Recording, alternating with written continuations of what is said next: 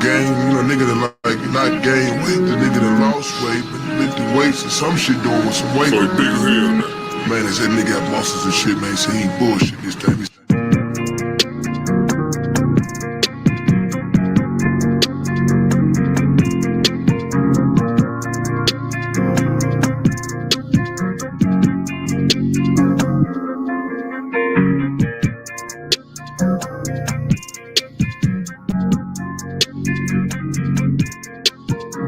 I like red bones, my type, light skin, that's black, hello. GFN, that's fantastic. Fantastic, GFN, that's fantastic. Fantastic, GFN, that's fantastic. Fantastic, GFN, that's fantastic.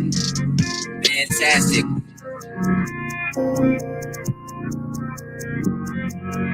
That's fantastic.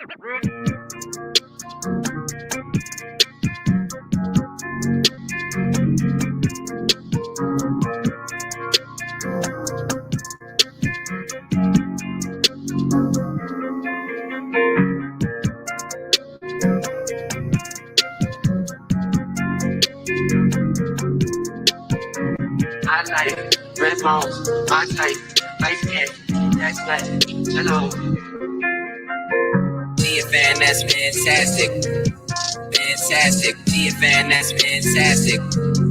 Fantastic, GFN, that's fantastic. Fantastic, GFN, that's fantastic. Fantastic.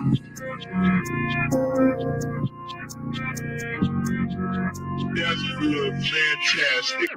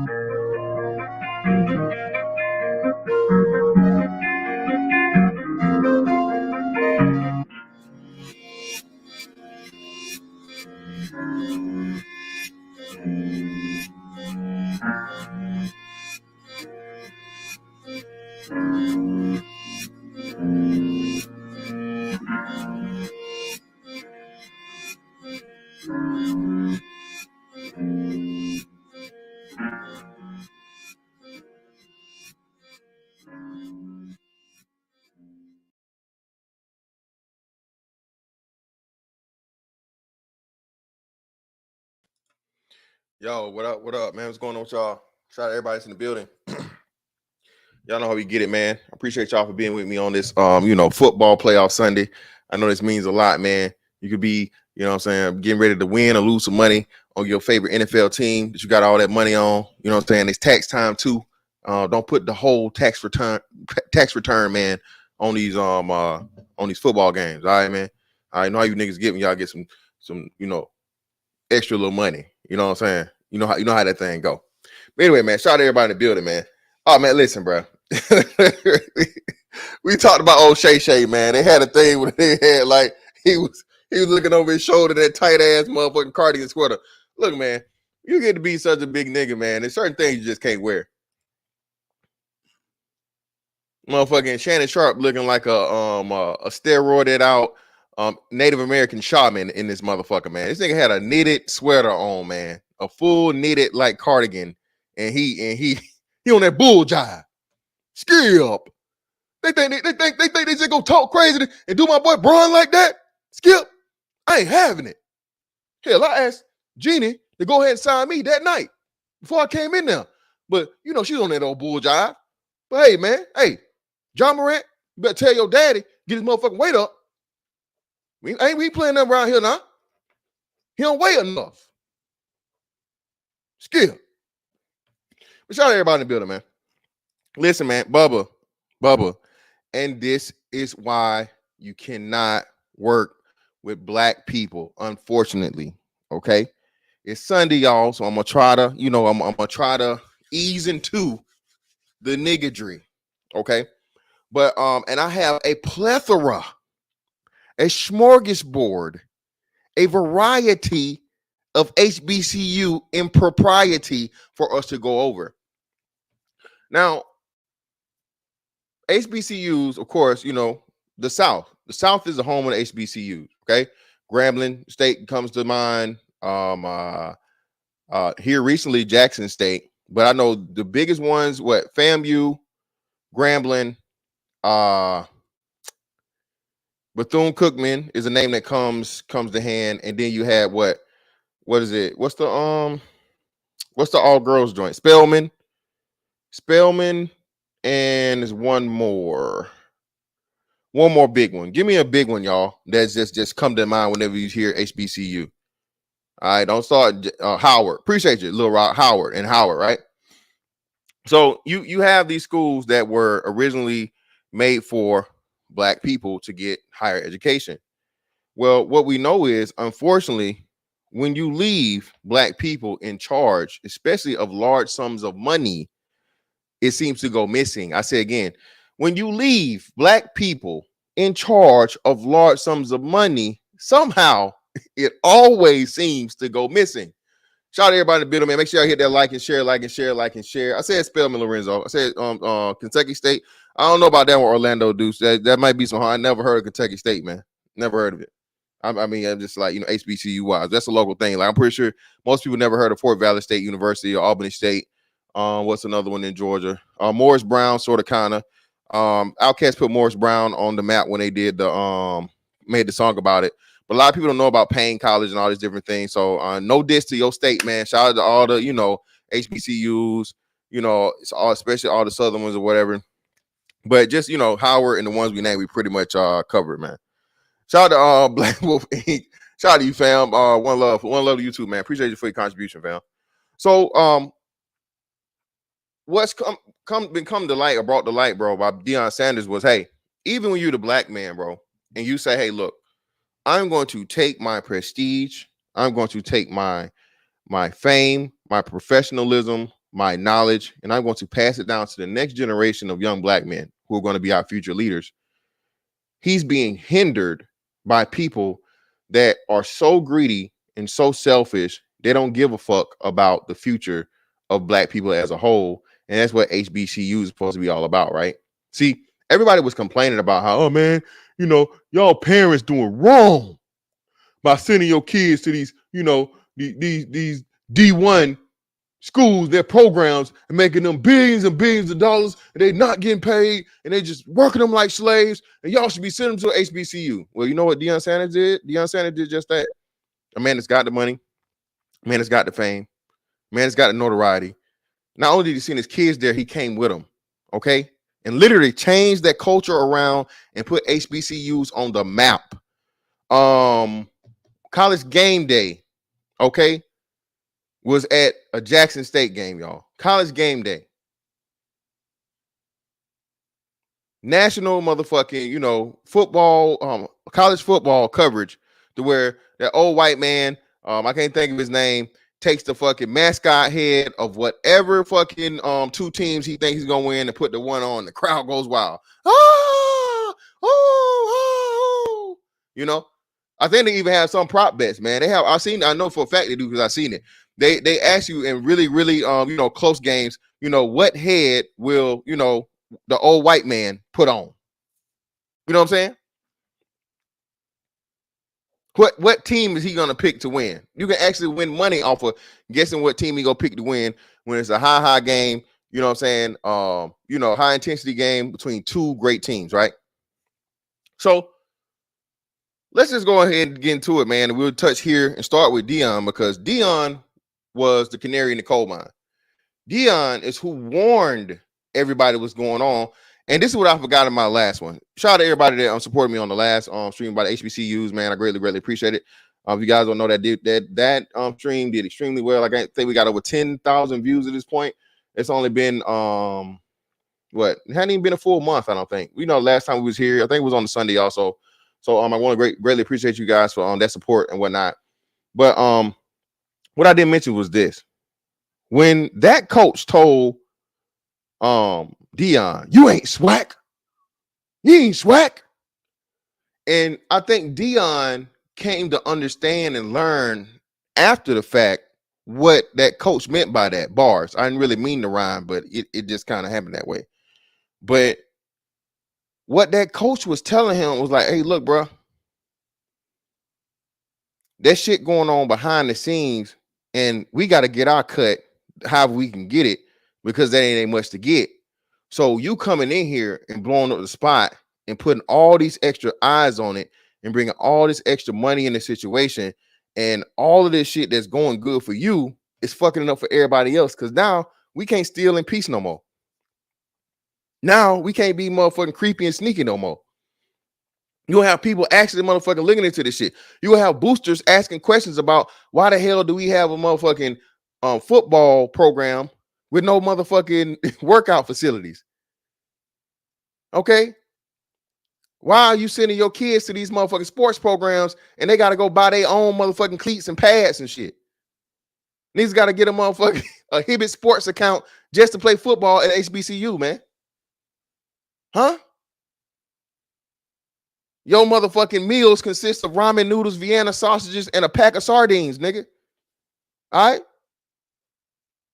And a juicy juice, 1 pouch per day. That's what you getting as an HB. No, You can't, don't you grab 2. I see you now. I'm watching. Don't you grab 2 of them damn juicy juices. Can't afford it. You sending your growing son that's that you know run through your whole refrigerator, man. They giving this man a Lunchable. and one thing a meal that he got to stretch for the whole month. That's what Dion exposed, and that's what that coach meant when he said, man, you ain't swag. You fucking it up for everybody else, bro, because you putting your own money into the pot, and you out here speaking as you should, as a man, as a leader, wanting more and better for these dudes that are literally risking their lives, you know, their health and well-being, you know, putting their bodies on the line for a sport they care about and love and all these different things, but at the same time they're using to pay for their education, and even more so pay for the school to make more money. Listen, college athletes, even with this NIL agreement or whatever, where these college athletes can get paid off their own name and their image and stuff, bro, you're never going to generate enough motherfucking money for yourself, okay, than what you're generating, the billions upon billions of dollars for the NCAA. Just not gonna happen, dog. I don't give a damn. It's as hot as Zion Williamson was. Let me see who's the last big. I don't follow fucking football like that, so I can't tell you the last big. Well, Trevor Lawrence. As big as Trevor Lawrence was, right? Trevor Lawrence was. He was not gonna make any type of fucking money for himself, even with his own name license, bro, in comparison to what not Syracuse. Why the fuck I say Syracuse? Fuck, I fucked up. It's not Syracuse. It's the South Carolina Orange team. I really don't give Clemson Tigers. My bad. Clemson Tigers. Then what fucking he can make for himself. Same thing went from Zion Williamson at Duke or Jason Tatum or any of these other guys, which I think I know for a fact NBA players are far more marketable than NFL players are. And again, man, shout out to the 90s NFL players, bro. The 90s NFL players, bro, there have never been. That was a golden era of NFL marketing. All right. But then too, I think it's because it was the beginning of it at the same time. But bro, I can't think of a modern name that was on the level of, well, I can think of one. Y'all should know what it is. It's only one. It's been only one NFL athlete, bro, that's been on par with 90s NFL athletes. Only one. Can y'all guess who it is?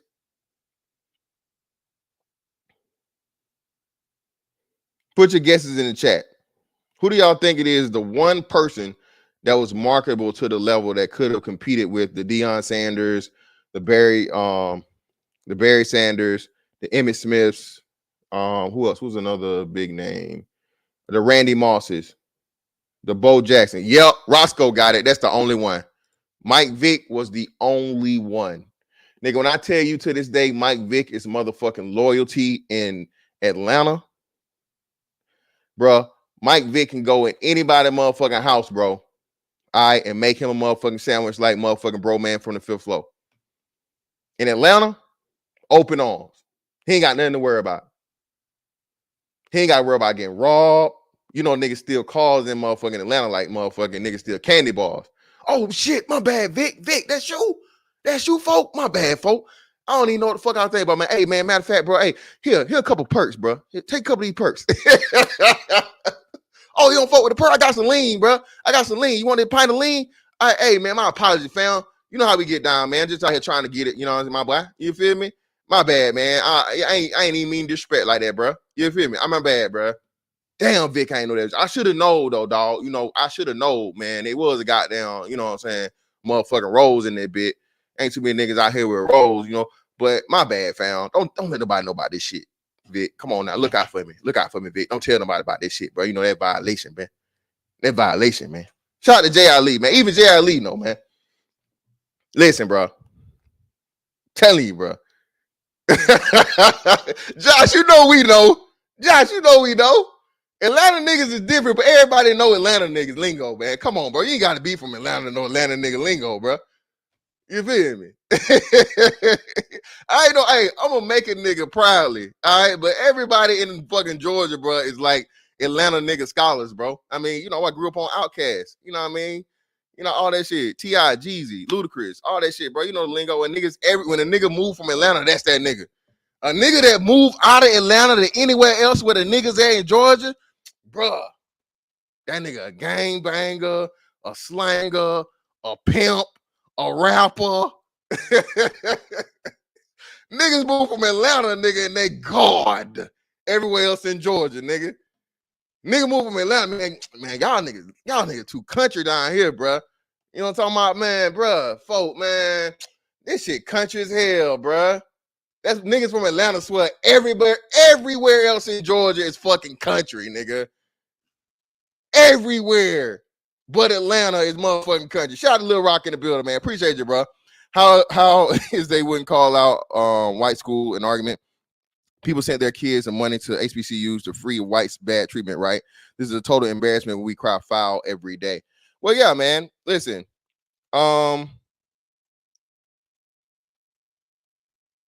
yeah, exactly. That it's a non-argument, and it's something that the you know, the shiesty motherfucker, shout out to Pooh, you know, say to make you leave that shit alone, man. Stop, you know what I'm saying, turning over those stones and pulling back those curtains, right? And that's why they had to get Ed Reed up out of there.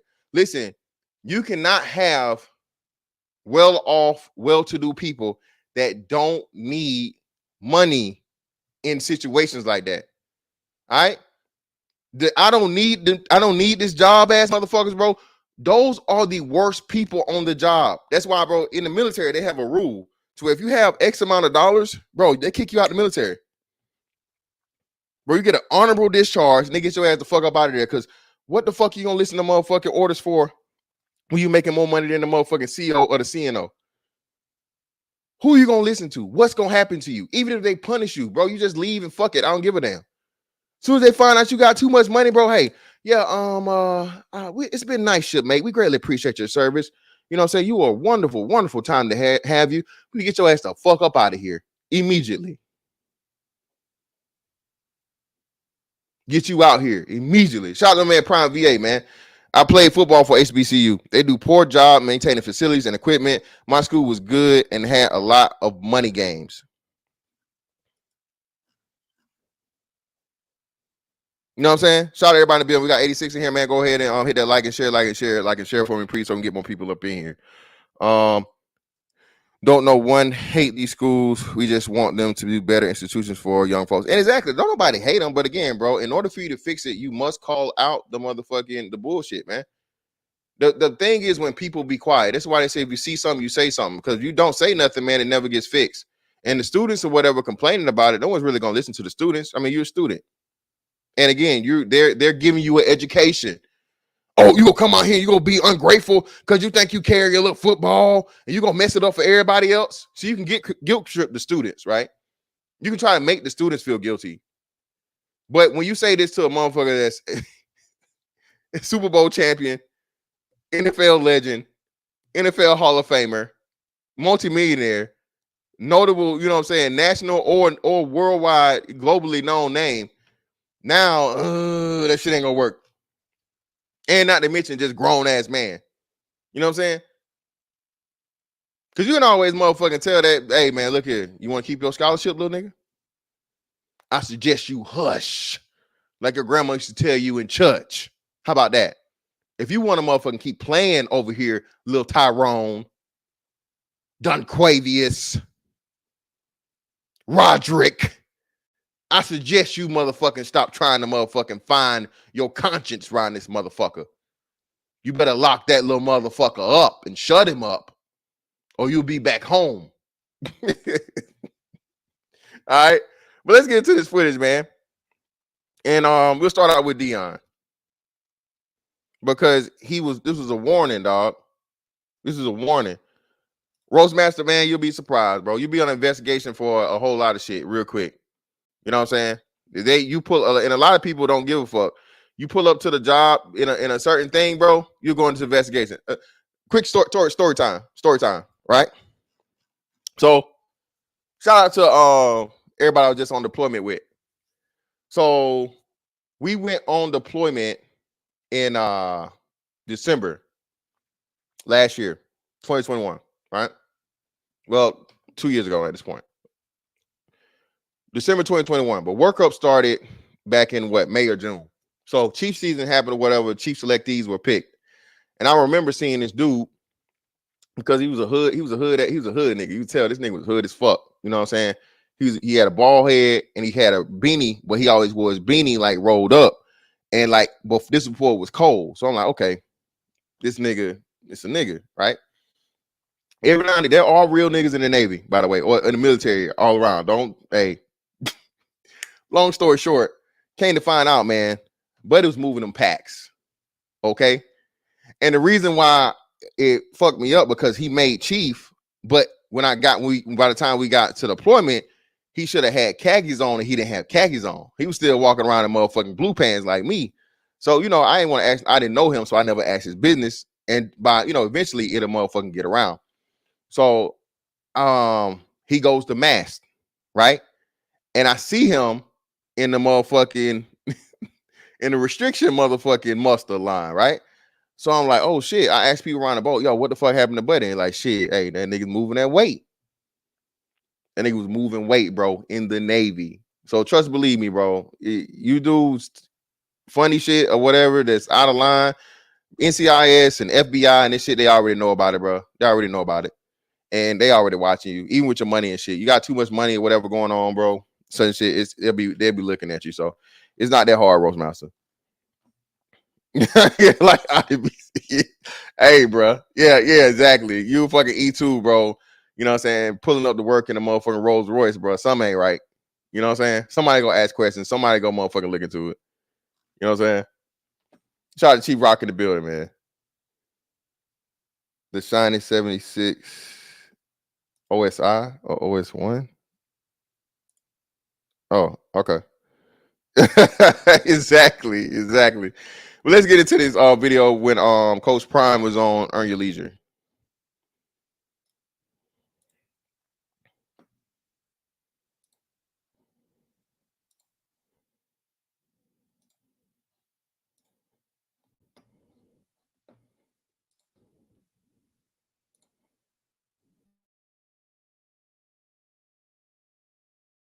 No light, you ain't gonna be seen. If there ain't no mic, you ain't gonna be heard. And that's one of the problems that we have with HBCUs. Mm-hmm. So I wanted to bless you. I wanted to be with you. I wanted to enhance you. I wanted to help you. Because success ain't success without a successor. So we got to help one another, and brothers got to do this. I can't be standoffish when I see some hungry dogs out there trying to eat. I came here because God called me collect, and I accepted the charges. And again, man, shout out to Deion Sanders, bro. Again, one of the greatest things, bro, is the knowledge that comes from experience. The knowledge and wisdom that comes from experience, bro. There's nothing like it. That's why they say,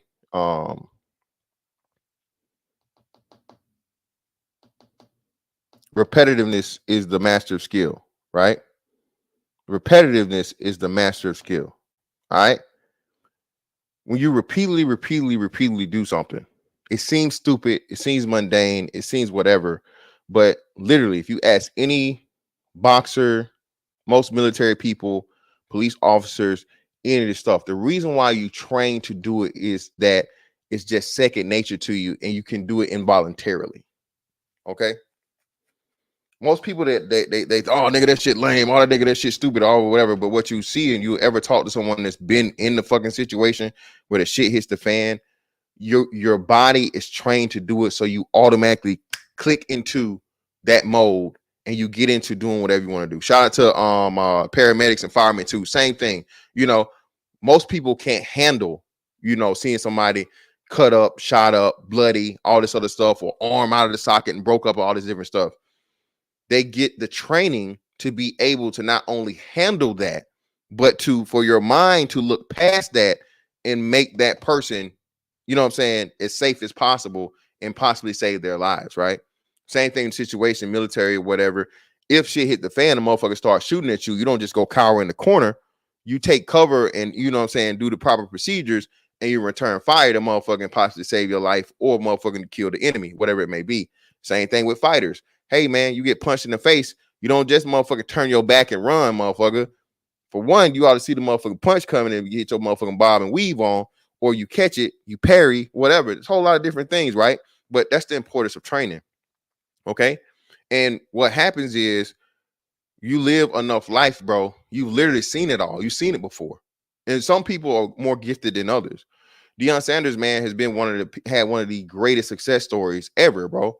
Success and triumph and all these different things. And for him to, you know, say, hey, I want to pass this on to the next group of black men, bro, unprecedented, right?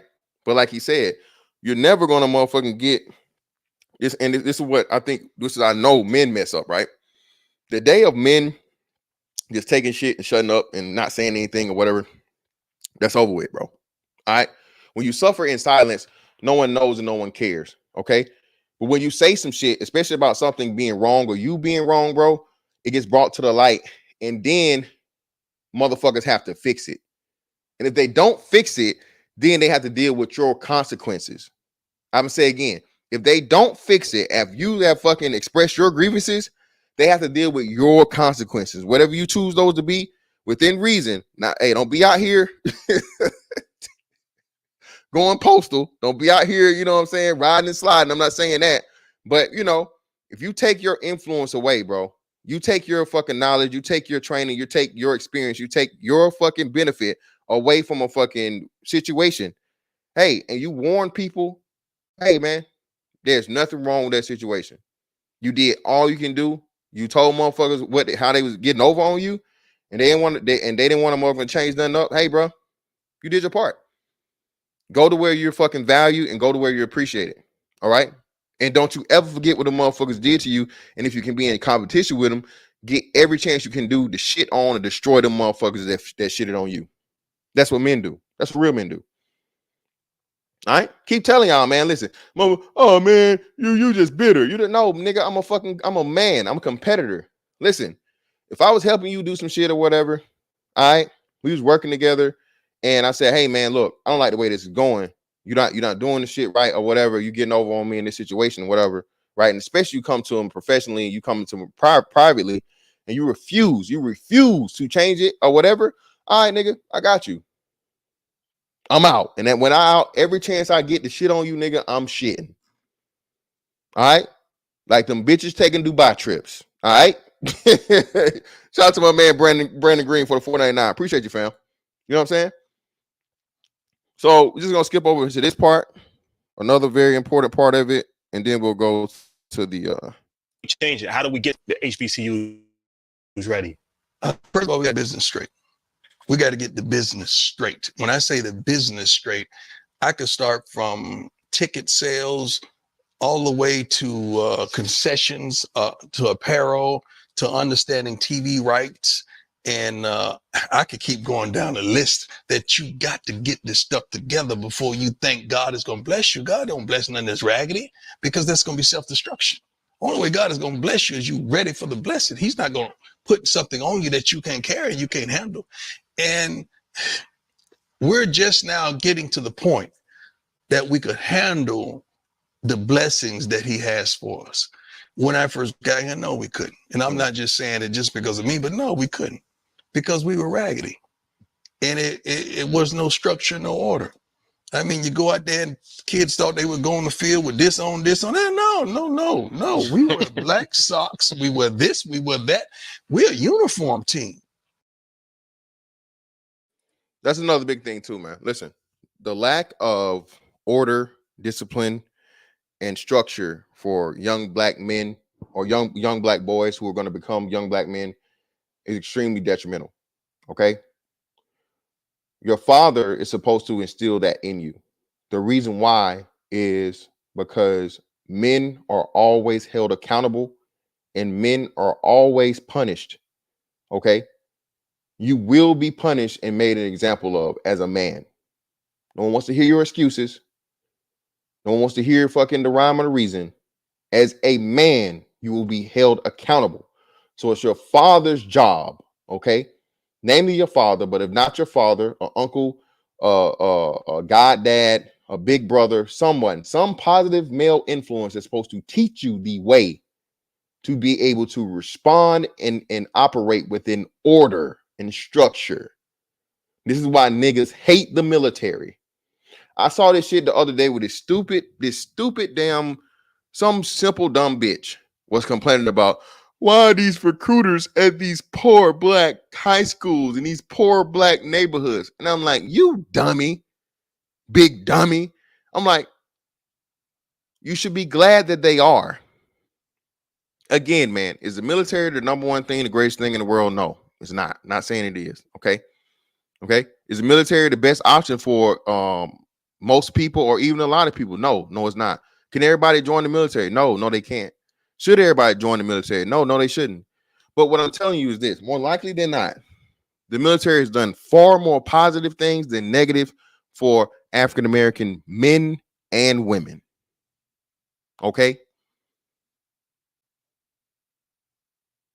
far more positive than negative. The benefits that you get from being in the military, bro, bar none. Okay, I tell you, no matter how many motherfucking budget fucking freezes they done had, and economies and shit they didn't pass or whatever. You know how many motherfucking paychecks I done missed in 19 years? Zero, not a one. Shout out to my Coast Guard folks, man. I felt for y'all, bro. During COVID 2020, so they didn't pass the budget. And since they moved, the Coast Guard used to be DOD, but I think they now fall under Homeland Security. And being that they fell under Homeland Security, the Coast Guard did not get a paycheck for however long that that budget not getting passed was in effect. Bro, I don't care how many budgets we done had or whatever, and they always threaten, they always say it, bro. I've never missed not one paycheck, dog. Not one. Shout out to Lil Rock, man. Military saved my life, man. A lot of people tell you the same thing, bro. A lot of people tell you the same thing, bro. Especially if you come from a place of poverty and extreme violence and just nigga shit, bro. The military, well, bro, it changes your whole life. It gives you a chance to motherfucking understand order, discipline, structure, all those things, camaraderie. Okay, actually learning to trust people. You know what I'm saying? Being able to have social skills, all these different things, bro. Bro, they're real. They're still real. A lot of real niggas, bro. If I tell you the stories I heard, gun charges, bro, niggas done shot niggas done been shot. All kinds of shit, man. Crazy shit. Being in the Navy, active duty. Okay, crazy stories, but at the same time, bro, I've seen more success stories than I've seen the crazy shit. I've seen people that came in wilding, bro, and turned out to be some of the greatest leaders, stand-up men, fathers, and everything, just overall, bro.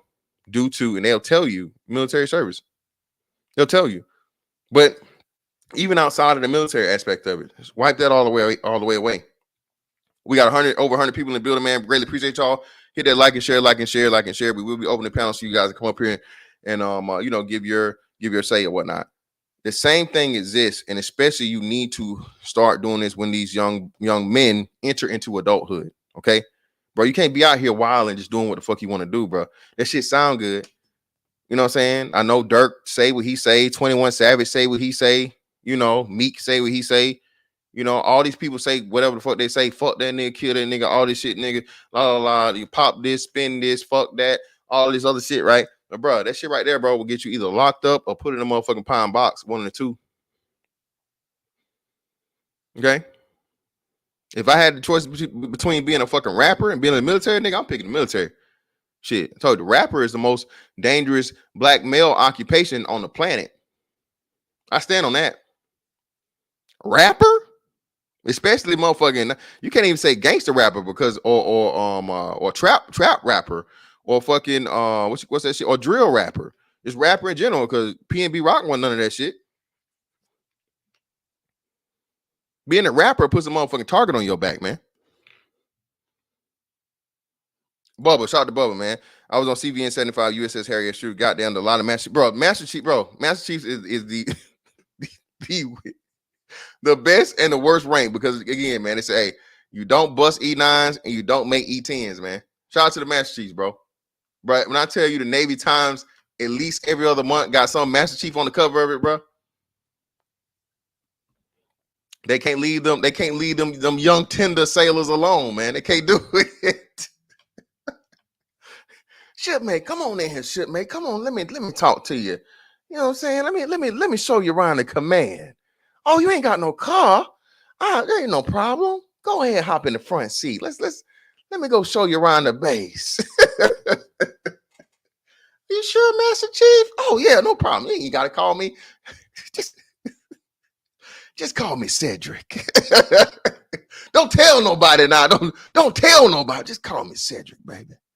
You know what I'm saying? You get to know Cedric. I ain't worry about this uniform thing or whatever now. But you know, when we in the job, but you know, outside of work, just call me Ceddy, baby. Just call me Ceddy. But yeah, man. Of course, Deion Sanders, bro, instilling very, very important principles and understandings to young black men, man, that you know just does not exist in the black community, unfortunately, bro. People get tired of us talking about the lack of fatherhood and fathers not being in the homes, but they truly don't understand it. And I know for a fact that only the people that understand it, because Dion was raised from a single mother home, yet and still became an awesome father and great leader. Us men that go through that, man, and figure it out ourselves and build ourselves and build our manhood, right? And our masculinity, we have a better understanding than anybody else could ever understand, bro, because it's super hard figuring it out by yourself. And not only is it super hard, you're going to make a whole lot of mistakes because you didn't have that motherfucking foundation you should have had from your father as a young boy. All right?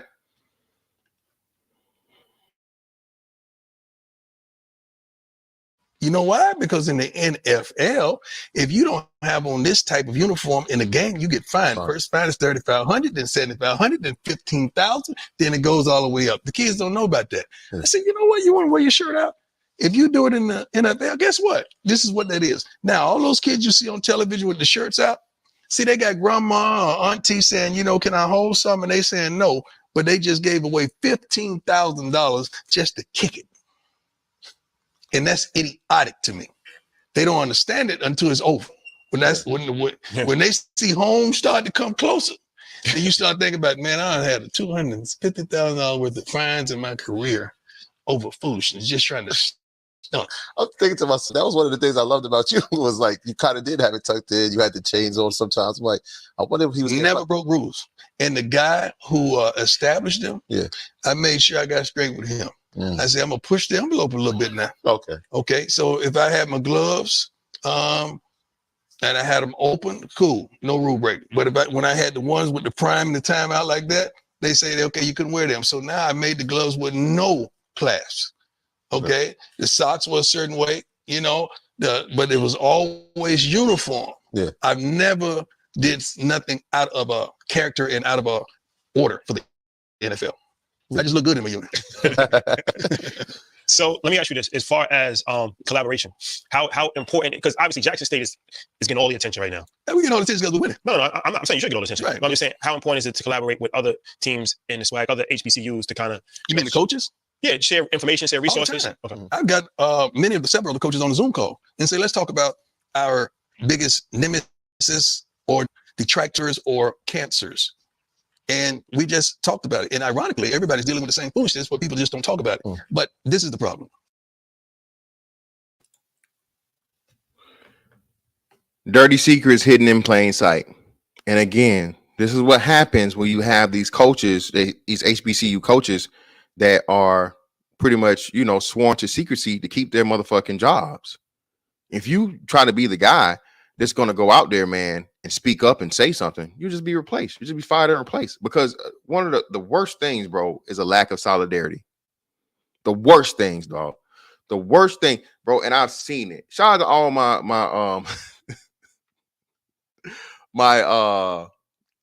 I'll say responsible dissenters and professional complainers, right? Listen, y'all don't know how many times, bro, I heard people complain about this, about that, about that, about this, about this, about that, go all the way. And lo and behold, when they ask, hey, so is there any problems out there? Any head hurters? Anything you think we should change? You know what everybody do? La, la, la, la, la, la, la, la, la. Everything's fine. Like, not where, what? So he asking y'all was just complaining before we came in here to sit down, and now he asking y'all, and y'all shut the fuck up. I'll be the bad guy. Fuck it. I'll be the bad guy. And this is why a lot of motherfuckers don't like me. Because again, bro, if there's a problem that I see or a problem I have, I'm going to voice it. I'm not gonna be no bitch and just sit back and be quiet. I'm not gonna not challenge a motherfucker because they a higher rank or they this, that, or the other, or they this prestigious or whatever the fuck. No, bro, no, fuck all of that, bro. There's an issue, there's a problem we need to be talking about, and people scared to talk about it. I'm not. You can't whoop me. Like, you can't whoop me, and I'm not doing anything wrong. You asked the question. I'm gonna be professional. You know what I'm saying? I'm gonna be tactful, and I'm gonna express what the issue and the problem is.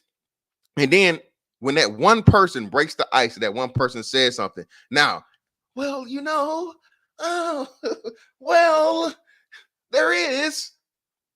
But people are afraid, man, to ruffle feathers. And nobody wants to go out there and be the first person because everybody fears standing alone and being on their own.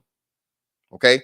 When you find that motherfucker, bro, not on some crazy rah-rah shit, reckless or whatever, that's willing, bro, to stand on their own and go against everybody else, even when everybody telling that one motherfucker they wrong, and they're like, no, I'm not.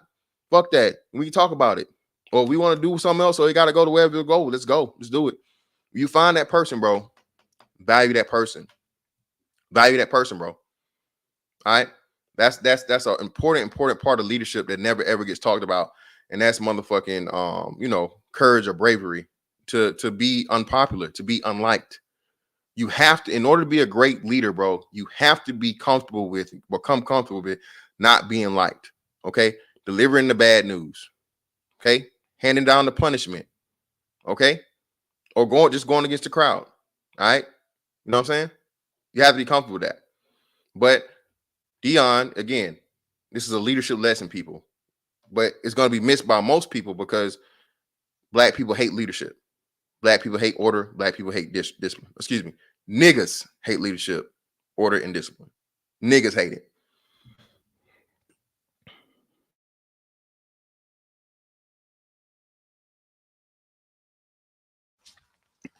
I could say stuff. Coach George could say stuff. Coach Hugh Jackson could say stuff. You got NFL guys, excuse me.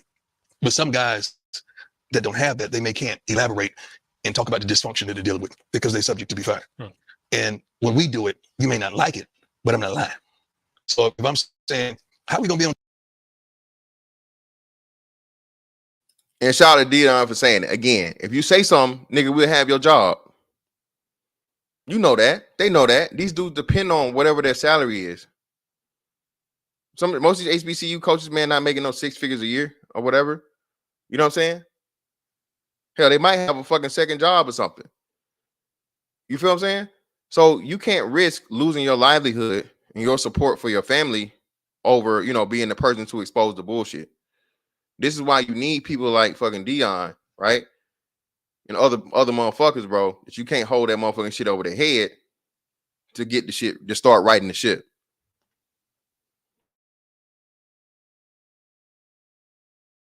On TV, you don't even sell out a darn home game. So who gonna want to film an empty stadium? They may not like it, but they ain't lying. How can we have 60,000 people in the darn stadium? You talking about we sold out, and I checked the receipts and we sold 28,000 tickets. Now y'all better find out who's stealing because that affects my pocket. You may not like it, but I ain't lying. So it's a lot of stuff like that, and it's more that goes on that we got to address. And I just have the audacity to address it. Because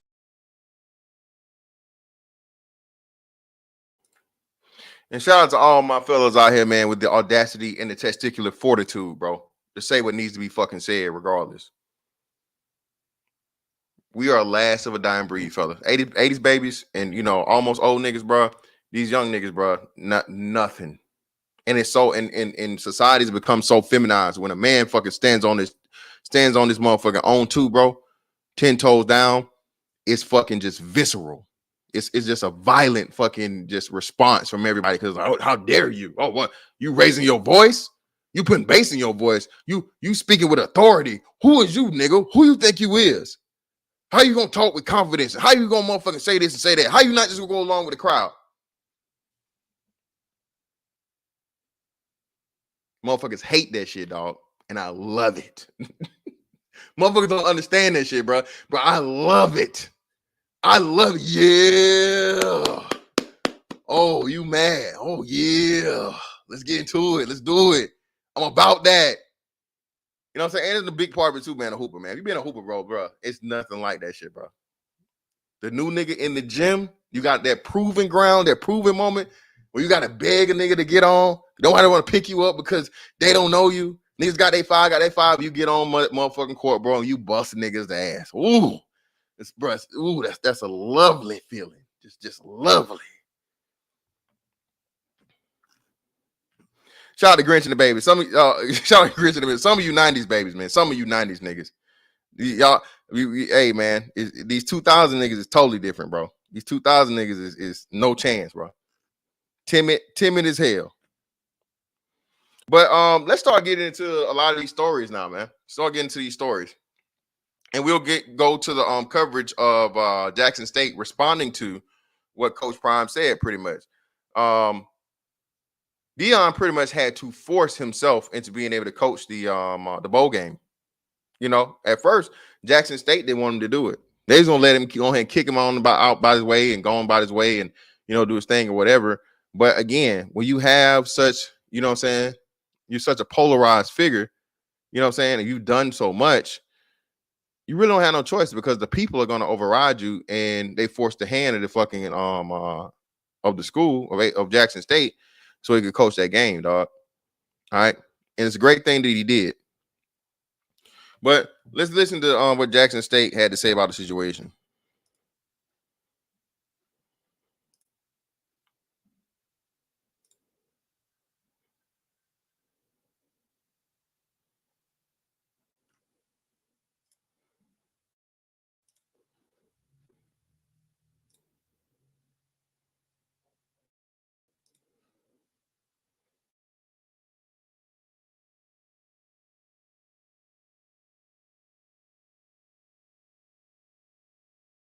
State University holding ticket revenue from head coach Deion Sanders emerged yesterday. And 3 on your sides, Joseph Doring tells how JSU tonight. Podcast featuring Deion Sanders by the company Earn Your Leisure was uploaded to YouTube. The following comment by Sanders was clipped from that interview and spread on social media. Quote, "How can we have 60,000 people in the stadium and you told me we sold out? I checked the receipts and we only sold 28,000 tickets. Y'all better find out who's stealing because that affects my pocket." Sanders recently had the head coaching job at Colorado at 3 seasons with JSU. He has a clause in his contract that states if a JSU game sells over 30,000 tickets, then he would receive 10% of the total revenue of tickets. The comment from the interview draw attention of several people who went online to share their opinions about if this could have led to Sanders leaving JSU. In response to those rumors, Jackson State's Division of Athletics released the following statement Thursday afternoon, quote, Jackson State University has honored all financial obligations of Coach Dion Sanders' employment. The video was filmed on September 8th. Unfortunately, a seconds-long excerpt 60-minute interview is being used out of context and circulated as fact. The rumors aside, Sanders will still coach JSU in the Celebration Bowl on Saturday, December 17th. In Jackson, Joseph Doring, 3 on your side. And Sanders.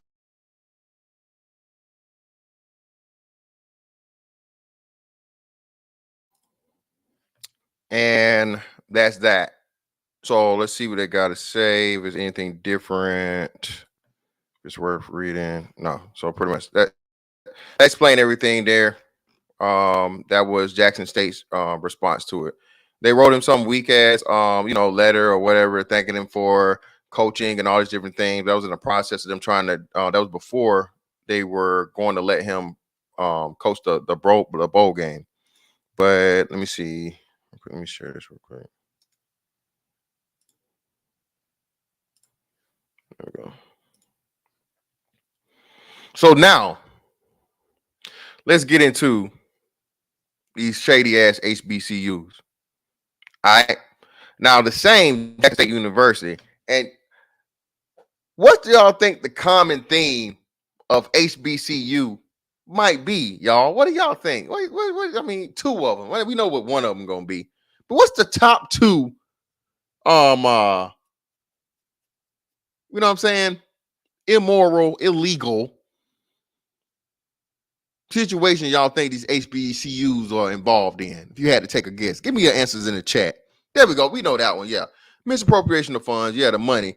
Outside of the money, what's the other one y'all think they're going to be involved in? What's the number 2 reason, y'all? Give me the shout out to the Prime VA for telling me, man, the number 1. What's the number 2 reason y'all think there might be?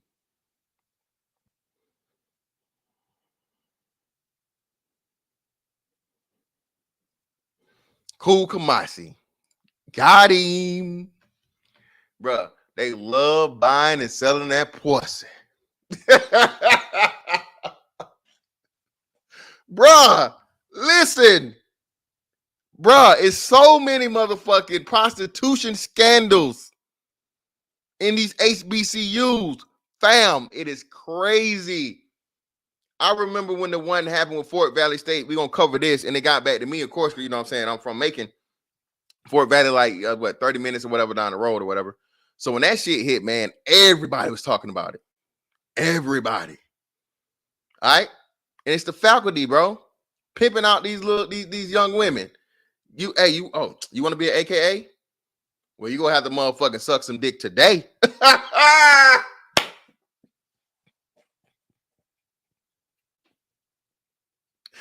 Whoo.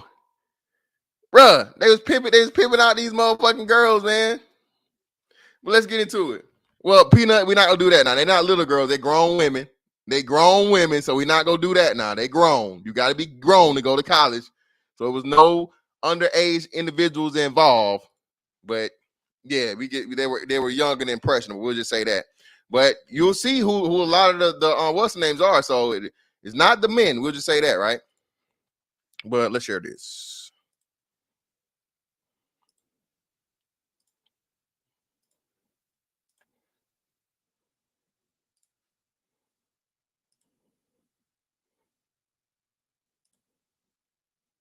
Oh, there we go. No, I actually want this one. There we go. Let's see if we can blow this up for y'all.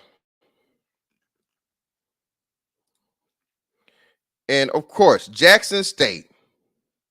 Former JSU president William Bynum Jr. found guilty in Clinton court. This was July 8th, 2020. A Clinton judge found the former president of Jackson State University guilty of charges stemming from a prostitution sting in February. Municipal Judge Stephen Boone on Wednesday found William Bynum Jr. guilty of procuring the services of a prostitute, false statement of identity, and possession of marijuana. All charges are misdemeanors. Boone ordered Bynum to pay $200 fine for the prostitution charge, a fine of $350 each for the possession of marijuana and false statement of identity charges. He was given a 6-month suspended sentence on the prostitution and marijuana charge to the city spokesperson Mark Jones. Hey man, hey, ain't you? I know you. I know you from somewhere, man. Hold on, now. You the JSU president. That's who you. No, man, that ain't me. No. That's my twin cousin, man. That ain't me, brother. Now you know I'm the police, man. Come on, bro. I came to the campus. You call me to the campus, bro. That's you, Mr. Bynum. I know that's you, Mr. Bynum. I'm Mr. Bynum, but I'm telling you, that's my cousin, man. I ain't never been no college. I can't even spell college. What you talking about? Now go on, get around here with that, huh? That ain't me. All right, man. You know this ain't gonna. All right. Now you got a motherfucking false identity charge, nigga, because you want to lie to the police. Like everybody don't know who the hell you is. Motherfucking president of motherfucking JSU, nigga. President of the college. President of the college, man. And you think motherfucker know who the fuck you is, man. Yeah, Josh. Hey, but hold on. It gets better.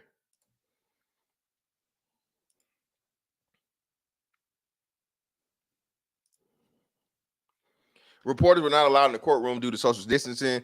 Bynum pleaded no contest. Jesus Christ, I hate when it's just like that. Bynum pleaded no contest and will appeal in Hines Court. County Court. The plea allowed Bynum to accept the decision of the court without admitting guilt. This fucking newspaper is horrible. That's why I'm having a hard time. Jesus Christ, you can tell Mississippi newspapers, get your shit together. Admitting guilt or what? Without admitting guilt. Okay, so that they ran guilt and his together. That's what's fucking me up. His attorney has 10 days to appeal the ruling to the county court.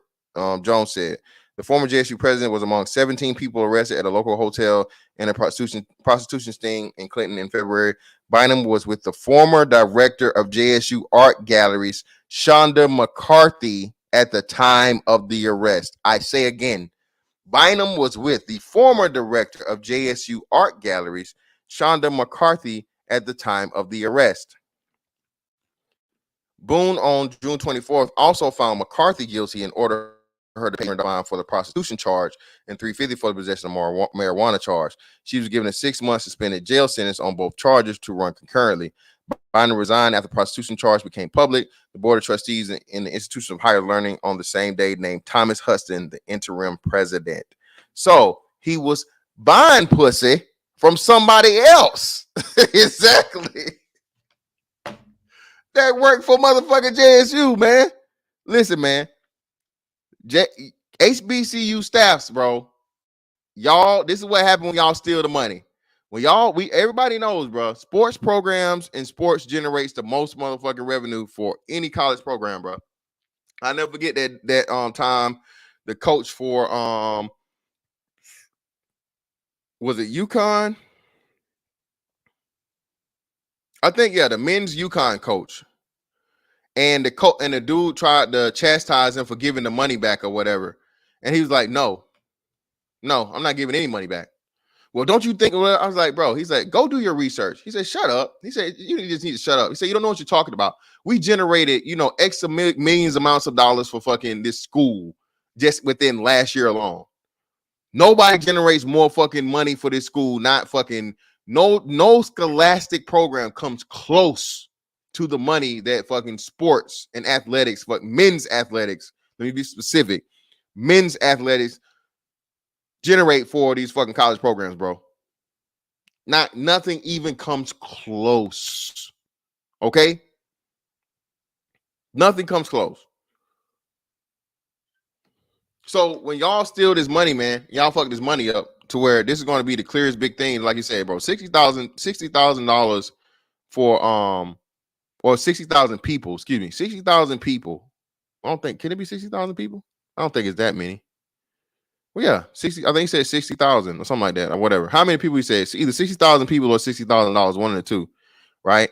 Whether it be 60,000 people or $60,000, you have X amount of games, what, 10, 12 games a season, all right? So multiply that times that for what you're making and you're generating. If you had that, these packed stadiums or whatever, you had this point to where you actually put enough money behind these sports programs for them to generate revenue and draw people into them, and then properly motherfucking, distributed it throughout the programs, you wouldn't have all these people out here buying and selling pussy. Okay. You wouldn't, or less. I mean, motherfuckers gonna buy and sell pussy regardless, but motherfucker would be a whole lot less apt to sell a little piece of pussy, you know what I'm saying, if they check sitting right every week or every 2 weeks. You feel me? So it was 60K. Appreciate you, Shantae L. Okay, so it was 60K. So 60,000 people times, shit, let's say a college football game. What is that? $15? Right? Let's say $15. That's 600K, man. Actually, shit, 15 times 60 would be, let me see, 90. So that'd be 900K. Damn, that'd be damn near, that'd be damn near fucking $1 million. Okay. That'd be damn near $1 million. $900,000, bro, for a sold out HBCU game. Now, all the games gonna be sold out? Of course not. But for the biggest games, had y'all did right by Coach Prime, and now we got this thing to spread out the same way that every HBCU game or the majority of HBCU games are sold out. Everybody's participating. Everybody's showing up and supporting. How much of a change would that be for just the education, the salaries of the staff, the facilities, all these different things, man? But niggas got to be greedy. They got to get their shit off the top. Got to be greedy. Got to get this shit off the top.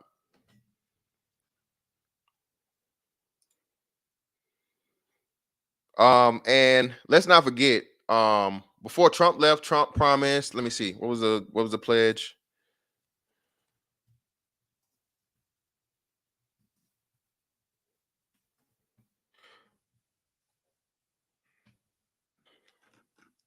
And this was back in 2019. President Donald Trump let me share this, my bad. I don't want to just read it on my own. Share this so you guys can see it. I know it ain't gonna be no good. You can't say Trump and HBCU. Niggas have a fucking conniption. That's what the old folks used to call it. You over there having a conniption, boy? You better calm down. You better hush up and man, sit your ass down. hush up. Yeah, I'm gonna put this one in chat because there's no way I'm gonna be able to blow this up. I'll just link in chat so you guys can read it at your own leisure.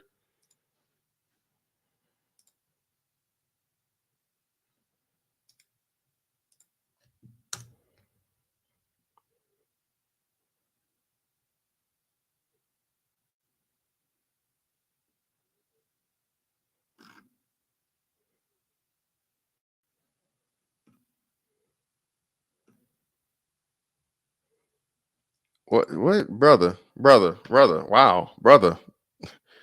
I hate when y'all lame niggas do this, brother. Did you have this smoke for Deion Sanders? And if you did, he wouldn't care. What are you talking about, dog? I promise you, before Deion got there, no, they didn't. Before Deion got there, no, they didn't. Now that Deion's gone, no, they won't. Okay, so why you in my chat? Okay, why you in my chat, fam? All right, bruh, what the fuck are you talking about? Well, I don't know. This dude, you just, I got it, bro. I'm gonna drop the link whenever you want to, bro. You can come up here if you want to. All right. Oh no, we're not gonna do that. Oh, you can get up out of here with that shit. Let me get you out of here. You trying to promote your little weak ass channel? Yeah, that's gonna happen. I see why. Okay, that's how I'm struggling for, and they put up somebody else's shit in your shit. Okay, cool, fine. But anyway, now that nuisance is out of here. President Donald Trump on Thursday signed a bipartisan bill that permanently provides more than $250 million a year to the nation's historical Black colleges and universities, along with dozens of institutions that serve large shares of minority students. So $250 million a year that's going to be dispersed throughout these different HBCUs. Okay. And speaking of that, hold up. Well, let's go ahead and get into these pussy plays.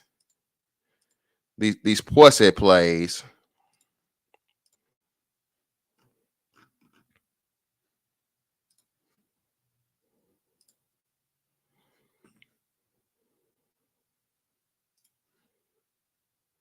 There we go. Former Fort Valley State employee pleads guilty in prostitution case. There she goes in all her splendor. This was, what was this? This is back in 2019 also. The former Fort Valley State University employee pled guilty, prosecutors said Monday, to 6 counts of prostitution in a case that stunned the campus last fall and caused a stir in the surrounding community.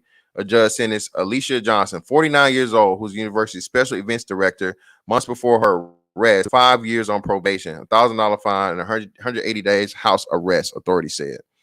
Johnson's plea agreement is contingent on her testimony in the trials of 6 men who have been charged with pandering and solicitation of sodomy. Prosecutors said some of the men held prominent positions in the area, located about 100 miles south of Atlanta, such as a county commissioner, a city manager, and an assistant principal. Johnson and the men were arrested in October. Her attorney, Adrian Patrick, told the Atlanta Journal-Constitution Monday his client was guilty of prostitution, but she was not involved in pimping. So she was selling that pussy, okay, but she wasn't motherfucking, in control of none of the mother pussies. So she was selling her own pussy, but, according to her, she wasn't no madam, okay? So she was just selling her own pussy. Right, 49 years old, bro. God damn.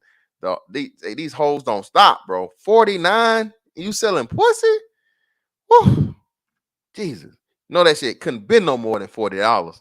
But anyway, Johnson had previously been in an abusive relationship and had financial issues, her attorney said. So of course, so here we go. So abusive relationship, and she don't want to. Uber was around in 2019. Okay, Walmart is always hiring. Shout out to Mr. Palmer, right?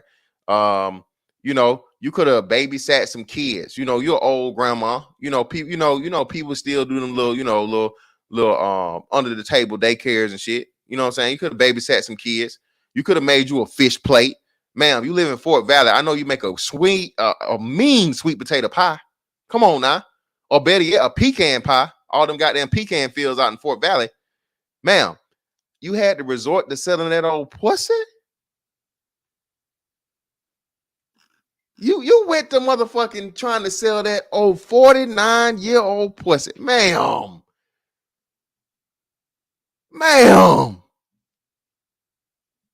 That's why you got caught.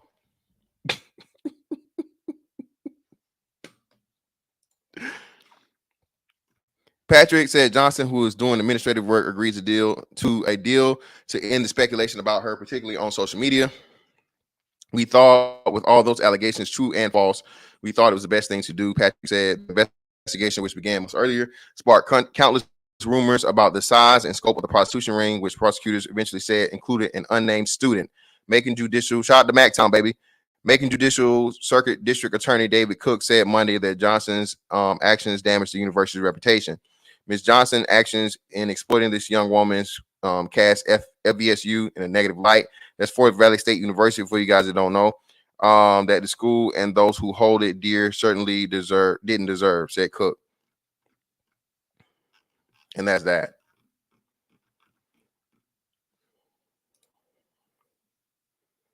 So listen, man, y'all check on y'all aunties. All right. Y'all check on your aunties. Y'all check on Big Mom. Y'all check on all these old ladies out here. Because again, this is what people don't understand about what, Kevin Samuels was saying, right? And not just Kevin Samuels. But listen, bro, that growing old and alone shit. Listen, man, you much rather, you think your grandma old and alone, or you think your auntie old and alone, and the whole time, bro, she out here. Well, listen here, baby. Come on by and get some of this good pussy. Miss Johnson, what? Come on now, you got a little $40 now. $40 ain't nothing. Come on now, I'll make you some good old collard greens, some neck bones. You know what I'm saying? You can go just sit down and relax and let me take care of you, baby. Let me take care of you. Come on now. You know you won't. I done seen you looking at me. These titties hang a little low, baby, but they, yeah, I promise you now. I ain't got no dentures, but you think I do. Woo.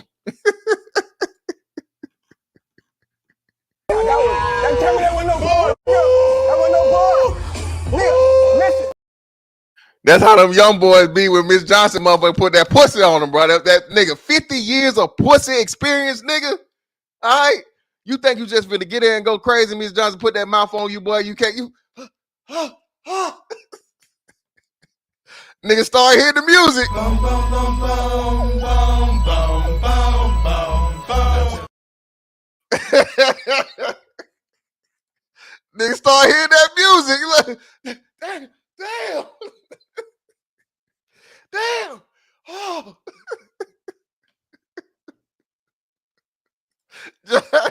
Yeah, Josh. Hey, listen, man. Shout out to all the old cougars out there, bro. Hey, bro. Telling you, better be careful. Be careful out here. Boy, you gonna come around here playing now, boy. Don't come around here playing now. Gonna make it sit down somewhere. Let's do this and then we'll get into air read.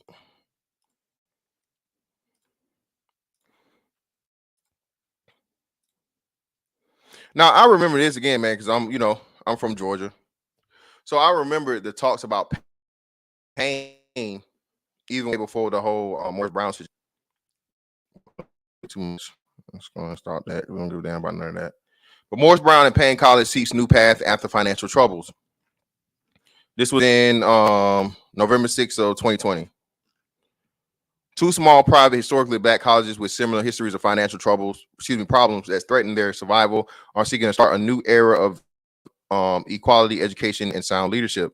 Payne College, located in Augusta, late last month had its accreditation application approved by the Virginia-based Transitional Association of Christian Colleges and Schools. Students attending a school without accreditation cannot receive federal financial aid. Morris Brown College near downtown Atlanta is seeking their accreditation through the same agency. TRAX plans to do a site visit in January. The Decatur-based Southern Association of Colleges and Schools Commission on Colleges stripped Morris Brown's accreditation in 2002 and pulled Payne's in 2016, after years of financial issues and mismanagement.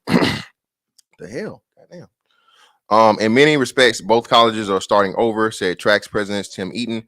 Morris Brown has a new board of governors, a new president, and its enrollment, which peaked at 2,700, has consistently been just a few dozen students in recent years.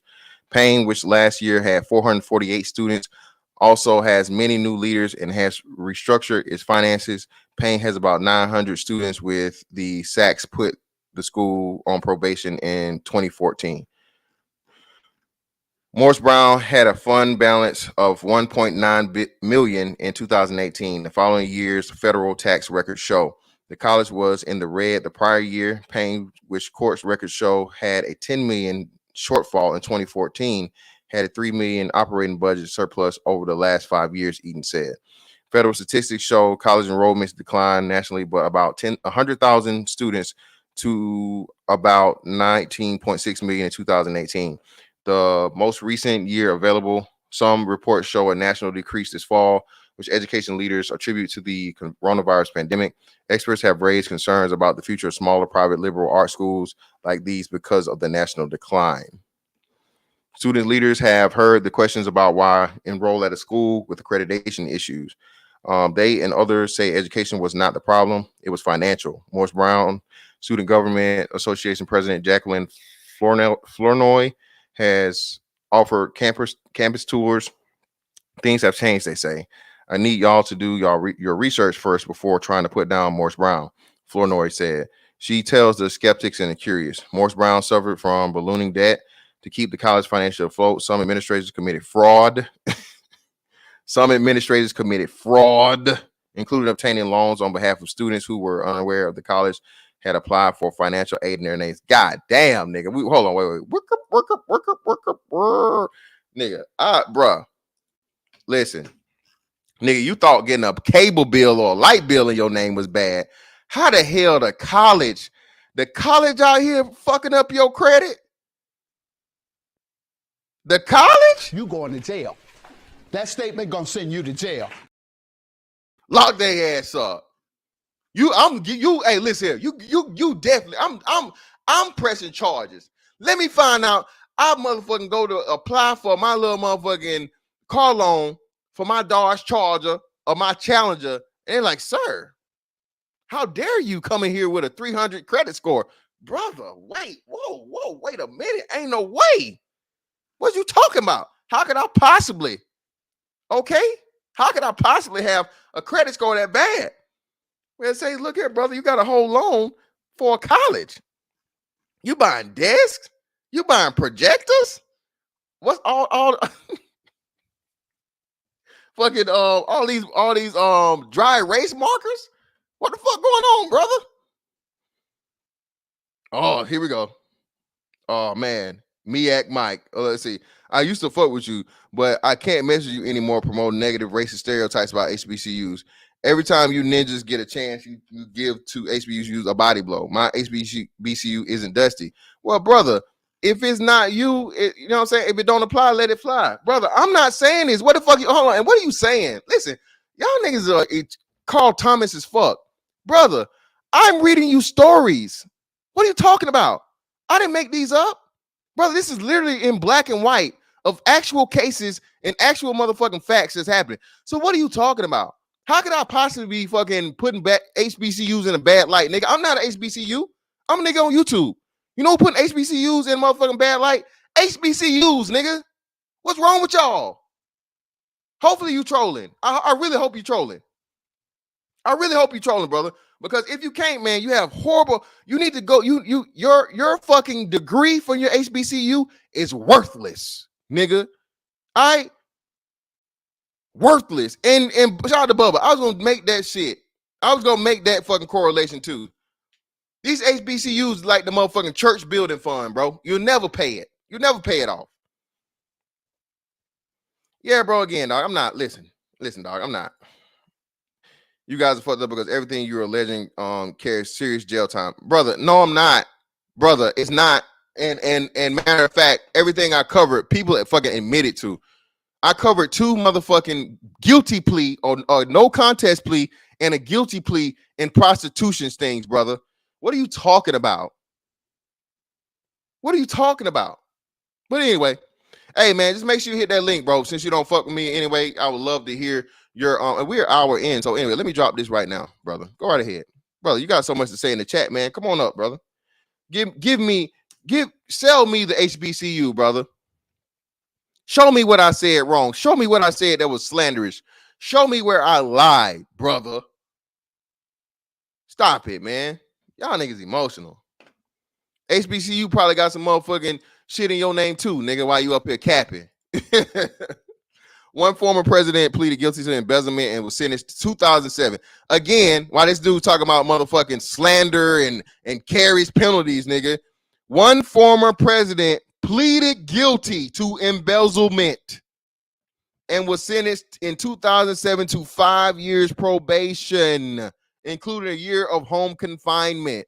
Get this clown out of, man, stop it, bro. Payne's net assets were in the red 4 consecutive years. Sachs said Payne supporters have said there were poor financial decisions, such as short-lived attempts to start a football team. Both schools were founded in the late 19th century to educate black students. Morris Brown was founded by Georgia Conference of the African American Methodist Episcopal Church. Shout out to the AME Church, man. Yeah, again, Payne was CME. Payne was CME, Christian Methodist Episcopal Church, and I guess Morris Brown was AME. Okay. Payne was founded in 1882 by Methodist church leaders, black and white, with donations, including pennies from former slaves. Leaders of both colleges have been encouraging each other through their accreditation bids. The DeKalb County Chief Executive Officer Michael Thurman, a Payne alum, said he's spoken to some of the Morris Brown graduates about supporting the college through the accreditation process. You have to tip your hat to Morris Brown. They did not give up. They kept the faith, said Thurman, Payne's board chair-elect. Payne and Sachs battled through the courts when the agency first put the college on a probation in 2014. Legal dispute is unresolved. Amid that fight, the college decided to seek its accreditation through TRACS. TRACS reviews several federal requirements of those of its own during the accreditation process. They include governing board structure, faculty education credentials, health and safety rules, student privacy management, transfer credit policy, and financial records. The application process typically takes at least 2 years if approved. Cheryl Evans-Jones, who became Payne's president last year, said the college cut spending with decisions such as eliminating academic programs like chemistry with low enrollments.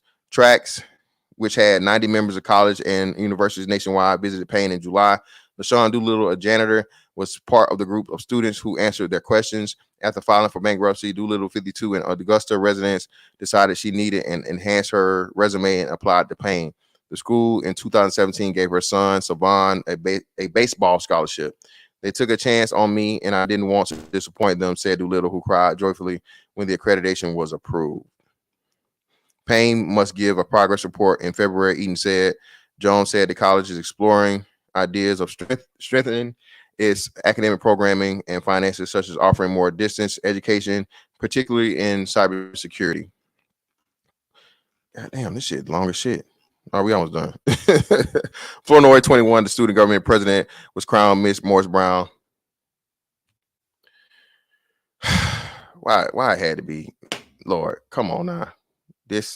Morris Brown, y'all ain't got no hoes, man. I'm sorry. Morris Brown, this why, man.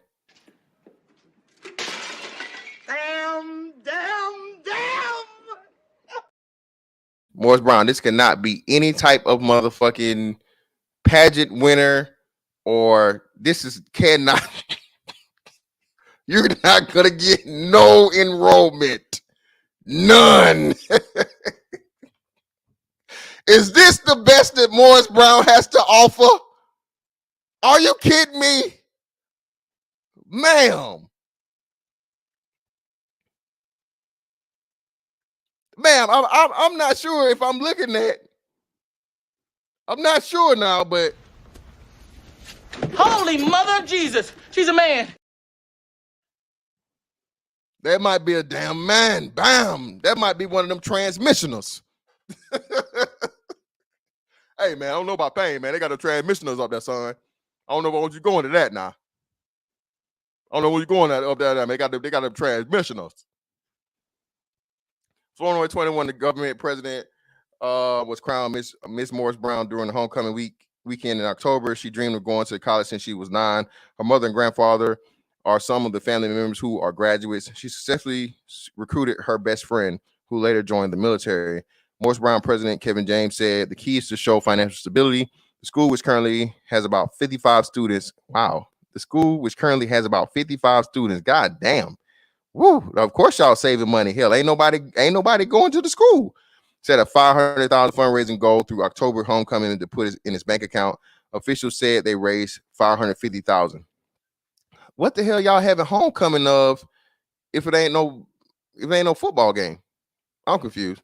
The tough financial lessons of the past have been learned. Leaders at both colleges say it's nothing like a near-death experience to clear the mind, said Thurman.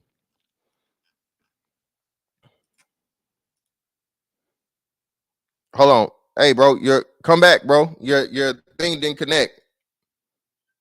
Miak Mike or Miak whoever, brother, come. It said you didn't connect. So, brother, I didn't not bring you up. When I looked at the thing, it's saying your device didn't connect. So try to join again. Yeah, man. I don't know how the hell you having a homecoming with no football game, no type of sports event or whatever. Y'all just show up at the Shoney's. We gonna meet up at the Shoney's, y'all. You know what I'm saying? And now let's get into Ed Reed, man, himself, talking about this whole crazy situation that's going on. Shout out to Ed Reed again, man, another NFL legend. Somebody that dedicated themselves to the sport of football. Blood, sweat, and tears, dedication, all those different things, and trying to follow in Deion Sanders' footsteps, man. And encourage these young men, like you said, to become the future leaders they should be through HBCUs. So just hop into it. Yeah, Jay, y'all don't know about no Shoney's. What you know about Shoney's? Shout out to my 80s babies, man. The original buffet, baby. Okay. You had Shoney's, you had Quincy's. Okay. Shoney's and Quincy's. What you know about that? The original big fat yeast roll. Nigga, them yeast rolls was the shit. When them yeast rolls hit the scene, nigga. That was the beginning. That was a spike. I won't say the beginning. That was a huge spike in diabetes in the black community. Okay, motherfucking Quincy's and them yeast rolls, niggas. Them yeast rolls. Okay, niggas weren't playing about them motherfucking yeast rolls. But let's hop into this.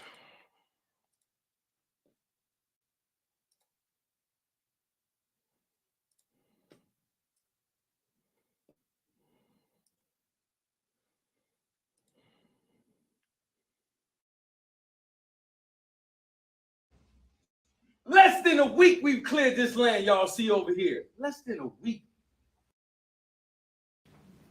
It's bigger than football. Teaching these young men about life. They ain't seen the play yet. We don't even have a practice field. Less than a week we've cleared this land, y'all see over here. Less than a week. I'm not withdrawing my name. Sis, read the quote. Read the email, sis. Read the email, sis. Bethune Cookman University has announced that Ed Reed has withdrawn his name for consideration to become the next head football coach at the university. That was just one of the drafts, not the... It's not happening. I ain't withdrawing my name. Y'all saw me last night. Did I sound like I was leaving? Did I sound like this was a problem, like I was getting fired or something? Like y'all got me in here lying to these people, man. And I wasn't lying, just telling y'all what was real. I got a 14-year-old son who I had to call this morning. He in Atlanta. He had a game, a banquet. I just missed it. I'm sacrificing my own money for these young men. I'm not withdrawing my name.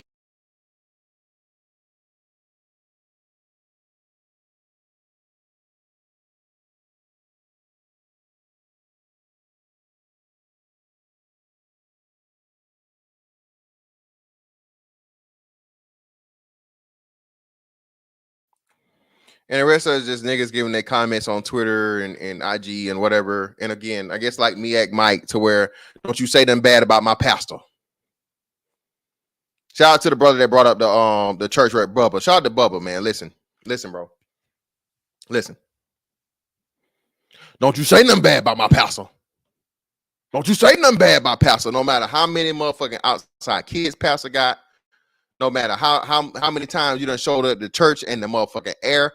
The air went on. You know what I'm saying? The lights was out. The building fund is behind. We don't know how the damn built. The church is 172 years old and we still got a building fund. How? A mortgage is 30 years. As a kid, you don't even think about this, right? You think about this now. Your great grandma went to this church. Your grandma grew up in this church. And your great grandma in her 70s, your grandma in her 50s. Okay? Your mama, once you able to understand what church and whatever it is, in her her mid-20s. Brother, a mortgage is 30 years. What the hell we got going on here? This was the biggest problem with the fucking black church, bruh. This is way before the mega churches, you know. All right. You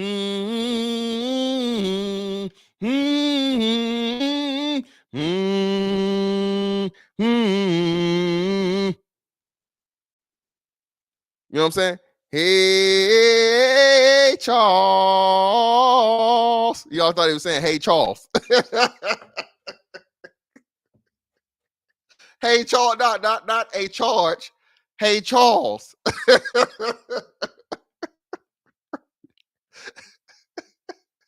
Oh, man. Shout out to Southern Church, man. Listen, that's what I'm telling you, man. this thing, bro, to where black people really are Stockholm syndrome, bro, into never exposing the shit they know is wrong, even when it's wrong.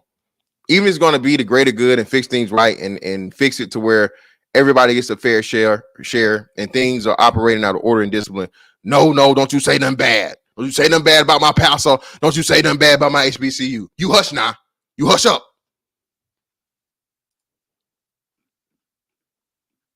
You hush now. Man, sit your ass down. You be quiet. Don't you say nothing. You know? But again, man, it's crazy.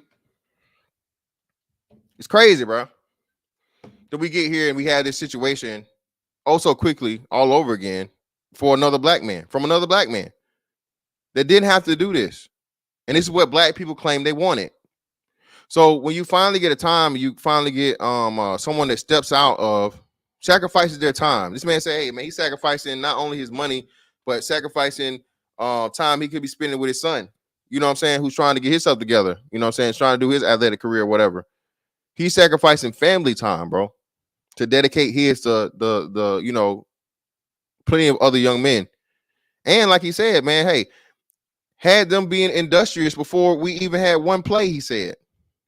Didn't have a practice facility, and you had the players start the first fucking level of true teamwork and doing something outside of what? Outside of the sport. Okay? Had them clear land, he said. Not hard that is, and then clearing some land, plowing and shoveling, and you know, all this stuff, tilling, if that, for what he's saying, like it or not. All the stuff, man.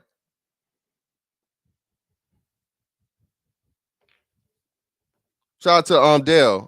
It's fantastic. They are protesting the firing of Ed Reed today and tomorrow. The football team should not play any games unless he's brought back with all demands fixed on a signed contract. And Dale, thank you. I would agree to that. That would be a wonderful power move for the students to do, you know, but yet and still, are we going to have enough of them that are willing to do it? There'll be a huge hit to Bethune-Cookman's motherfucking athletic program if your football team chose not to play.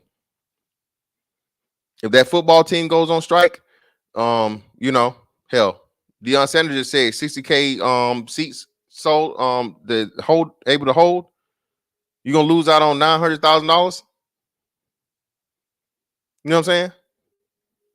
You will lose out on the type of money.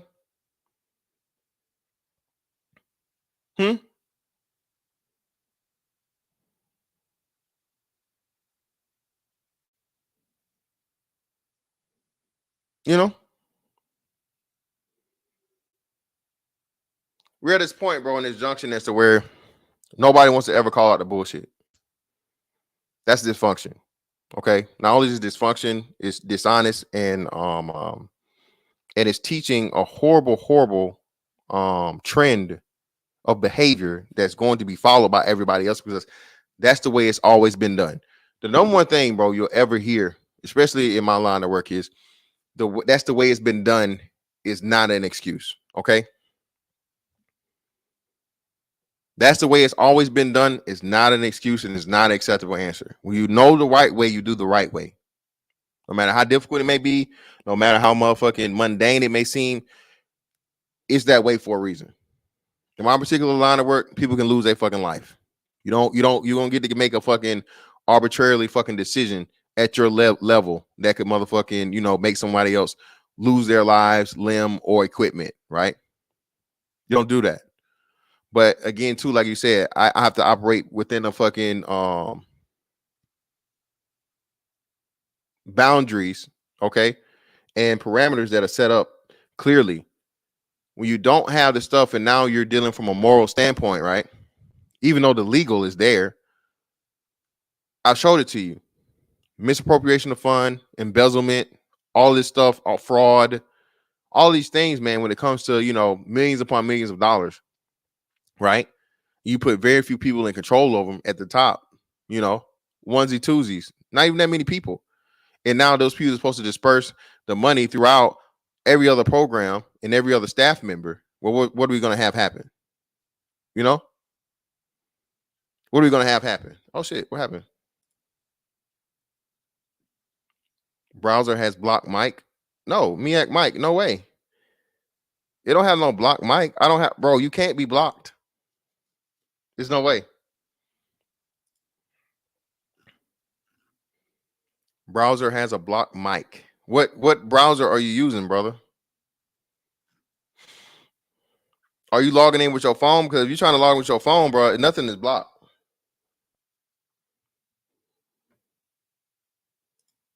Blocked your mic. There's no way. Try to use a different browser, I guess. Shout out to Shantae L. On keeping these catastrophic problems private is what got some of these schools in a situation they're in now. It's also a foster for breeding ground for fraud. Exactly, and that's the problem. And again, that's been the way, right? That's always the black people way. Don't be out here telling these folks my business. You be quiet now. These family secrets. That lead to be some of the most dysfunctional and fucking traumatic shit. You know what I'm saying? That people can ever experience in life. Crazy, bro. Yeah, D-Champ. He ain't really trying. He don't want the smoke like he claiming, bro. No way. That's what I'm talking about, D-Champ. He don't want no smoke, bro. And I keep seeing it saying device not connected. So you're not connecting your mic, fam. But either way, the link's there if you want to join. Non-swirl zone. You said Morris Brown Atlanta is on the come up. Well, that's a good thing, man. And again, the wonderful thing again, bro. And this isn't. Let me make sure I say this. Look, I'm not out here claiming that they end the HBCUs. Let's just end HBCUs. Fuck them. Let's burn them all down. No, nigga. I'm not saying that. What I'm saying is this: you had one person come in the situation and expose and ruffle the feathers, man, and start the fucking the ripple effect for the tidal wave. Okay. All right. You had the person to make the first wave. The only way you're gonna cleanse and fix the situation, bro, if you motherfucking go all the way through with it and let the motherfucking, the tsunami go through and wash away all the bullshit. Let the flood happen, man. To wash away all the bullshit. And then when everything dries up, now we can start anew, which we're seeing now with two colleges, Payne and Morris Brown. Hey, they answer for their sins. They righted their ships. And now they're going to start off anew and actually do what we're put here to do. Okay. The same thing can be done for these HBCUs with these football programs, because again, like I said, nothing. That's why whoever they said it was, either Payne or Morris Brown, one or two, was trying to create a football program because they know one of the biggest the biggest generator for any college is going to be their sports program. Period. Everybody loves football. Everybody loves football, college or NFL. You know what I'm saying? American football, bro. Hey, nothing like it. Right? But at the same time, man, if and when you're not using those funds properly, all right, they're not being utilized like they should, and you're literally taking food out of the mouths of the student athletes, and you're taking away from their experience the best they could possibly have. Like I said, man, you out here giving them a can of beanie weenies and a goddamn and a dollar store water. Not even a tall one, y'all, like the little mini water. The mini water, and you got to stretch that. You know what I'm saying? That's your meal for the day. Come on now. Come on, brother. Beanies and weenies and a mini water. Come on now. Dion had to come out of his pocket, bro, and fund these trips, pay for these meals, all these different things, man, and show these young men again sacrificing their time, their health, well-being, all these different things, bro. All right, putting it all on the line. All right, when they could have went to a D1. A lot of these dudes, Dion had a lot of motherfucking commits flip, bro, off the strength of his name. A lot of these dudes could have went D1, right? But yet still they came here for him. So again, why would you, as a HBCU, not invest into these guys and thank them for doing what they did for you? Because at the end of the day, they're still going to generate revenue for you because they fucking out there on the field playing football. You know what I'm saying?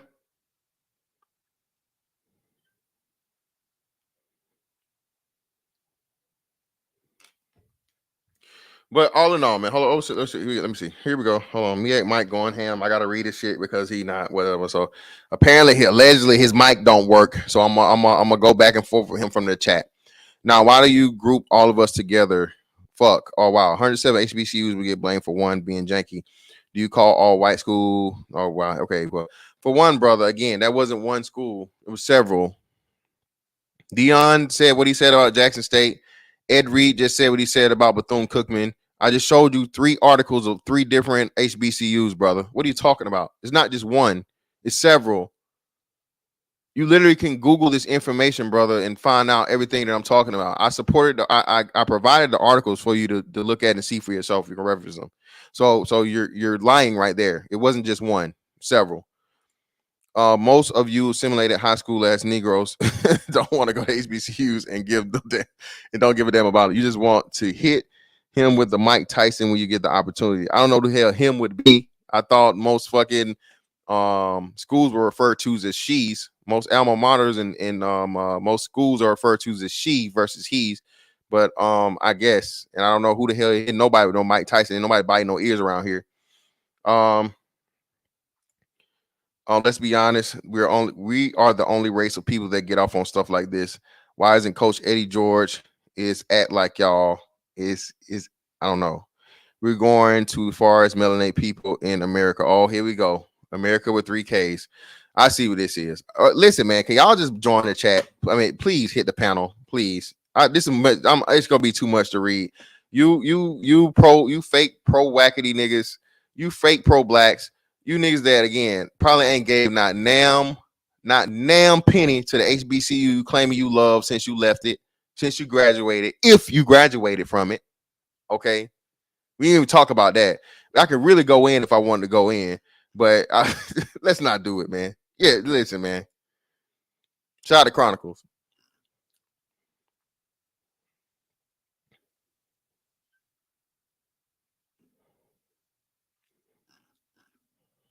What are you talking about? If Coach Sanders would have never got a job at a PWI school, none of this would be going on. We need to stop. Well, the reason why he got a job at the PWI schools because Jackson State refused to not only honor their agreements in their contracts, but do shady shit in business dealings, brother. So maybe had Jackson State did better by him, he would have stayed for more years and been able to help more young black men turn into, better black men. Face it, you have the color purple spirit. HBCUs are black. Oh, they are ugly and they not shit and never going to be shit with your mentality. You don't talk about the great people of HBCUs, brother. Again, bruh. Shannon Sharp was what HBCU guy, NFL Hall of Famer. Jerry Rice was an HBCU guy, NFL Hall of Famer.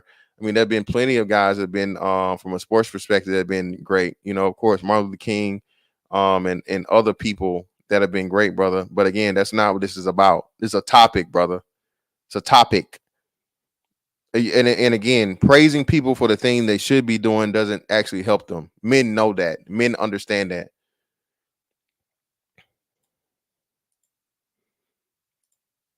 Miak Mike and whoever this other person was, men understand that praising a person for the shit they already do well does nothing for improving that person.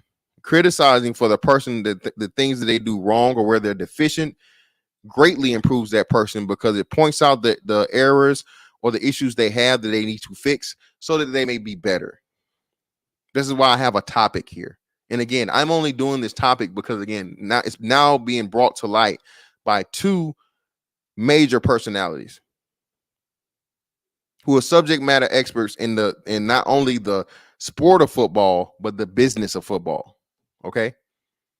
And what they're doing is they're unearthing and uncovering clear financial issues, okay, that have been done repeatedly over the years. And Deion Sanders said, of course, now I'm pretty sure he won't have the coaches that are still in these HBCUs corroborate his story, but he said he had talks to other HBCU coaches that agreed with him. So this isn't even just Deion. And again, I have the other supporting documentation and plenty more that I could have used to support the fact of HBCUs having an issue and a problem of a misappropriation of fund. Brother, show me the last time that a D1 school went bankrupt. I'll wait.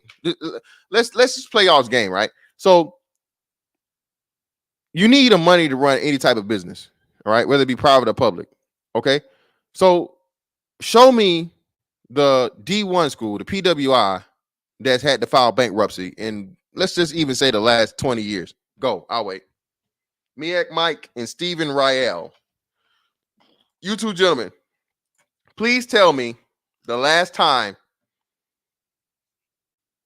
a PWI school had to file for bankruptcy.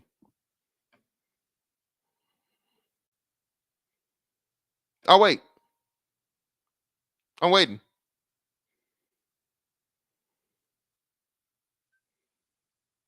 Oh, Orlando Deuce, thank you for helping me out, bro. It don't exist, dog.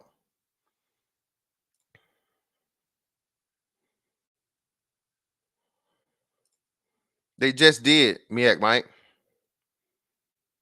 Miak Mike, you shooting yourself in the foot and going against the own argument you just used, or maybe that was the other guy. Coach Prime is in one of the whitest of white schools. He's in fucking Colorado, Miak Mike. Miak Mike.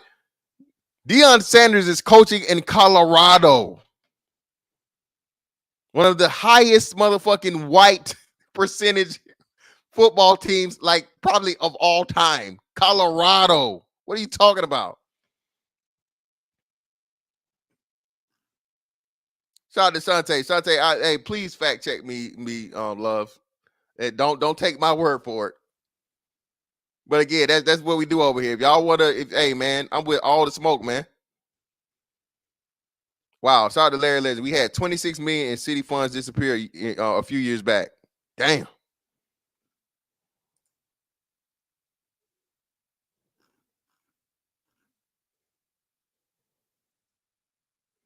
Yeah. But you know what's crazy? Love moves. There are plenty of black CPAs out here and financial specialists. Plenty of them. How hard is it for you to, but what we coming to find is a lot of them are in on the scheme. A lot of those people, man, that's the easiest person to help you, you know what I'm saying? Put a little money off to the side. You know what I'm saying? Keep some money off the books, whether it be for themselves or be for themselves and somebody else. So, yeah. Brother, I'm not accusing anybody of anything. What are you talking about? Everything I said was supported by an article, fam. What are you talking about? What are you talking about? But yeah, man, I can't keep going back and forth. Listen, Bubba, I ain't never seen that many white boys in a football uniform since motherfucking Remember the Titans. Man, I saw motherfucking Deion Sanders show up to the Colorado press conference for his thing, bro. I thought they was making a motherfucking Remember the Titans remake, nigga. I was waiting for Preacher to come out singing, nigga. Yeah, bro. Listen, bro, I'm not gonna do it. There's no way, Miak Mike. There's no way. I've never even blocked anybody from my studio, dog. So it's not even possible. Oh, okay. Appreciate you, Scary Scarf South. Okay, that explains it all, man. He's one of these Dion haters. I got you, man. Appreciate you. I just know it's not me. You know what I'm saying? I know it's not me, man. The Dell 00, the AKA was selling box to old ass alumni, led and groomed by older AKA at Fort Valley State. All kinds of shenanigans that goes to HBCUs has to be out. Appreciate you, Dale. Listen, man, I told you I'm from the Mac, man. I'm from Macon, so I heard about this. You know what I'm saying? I forget where I was. When in 2019, I was in Norfolk. So I was in Virginia, and I heard about this, bro, when it went down, because it was all over my Facebook. You know what I'm saying? It was all over my Facebook. But they said everybody was buying some pussy. Everybody's going through like, damn, man, you go to Macon State. What you doing over here? Don't worry about it. Don't worry about it, brother. I'm thinking about transferring. All these motherfucking non-FVSU students at motherfucking FVSU, they're trying to figure out why. Hey, man, we had a lot of campus traffic lately. Shut up. Shut up. Shut up. Don't be asking no question.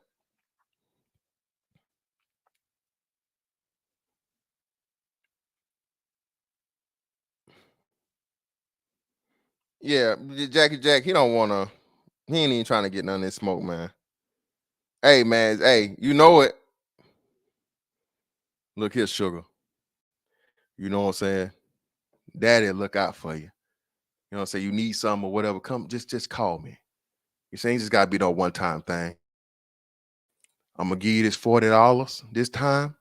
You just take my number. You need something, you need a ride, you need a little bit of groceries. You know what I'm saying? You just call me, okay? Daddy come through and pull up. But yeah, man, listen. Y'all talking about y'all starting to talk about this motherfucking listen, we can't do that. No, or we can't. Peanut King, we can't even talk about that. You start talking about this Divine Nine, these niggas will come hang. Listen, you start talking about these black Greeks. I said that shit the other day, and niggas went off. And niggas was instantly like, hang that nigga now. I got the rope right here. Bro, don't you say nothing negative about no motherfucking black fraternity or sorority, nigga. You ever see niggas come up with you shoulder rolling? We got a problem? We got a problem, nigga? Hey, brother. I don't want no smoke, brother. Brother, I don't want no smoke. A group of niggas? Brother, wait, what? Hold on now. What's going on? I heard you talking shit, nigga. You know what I did for this, brother. You right. You got it. You got it, brother. You got it. And shout out to the Greeks, man. Shout out to y'all niggas that get down like that. Hey, man, the sacrifice, all that. Shout out to y'all, man. I want no smoke, bro. No smoke with HBCUs, bro. With fraternities, man. Fraternities and sororities, Divine Nine. I want no smoke with none of that, bro. Y'all got it, man. Got to. Sounds all right. Got to, bro. Got to. Oh, my big polos and khakis. Yeah, man. I ain't got time for no old neck rolling, shoulder rolling ass nigga. Niggas ready to motherfucking dance off, nigga. But hey, man, I tried, y'all. We tried. Appreciate your zone. I ain't gonna even pin it, bro.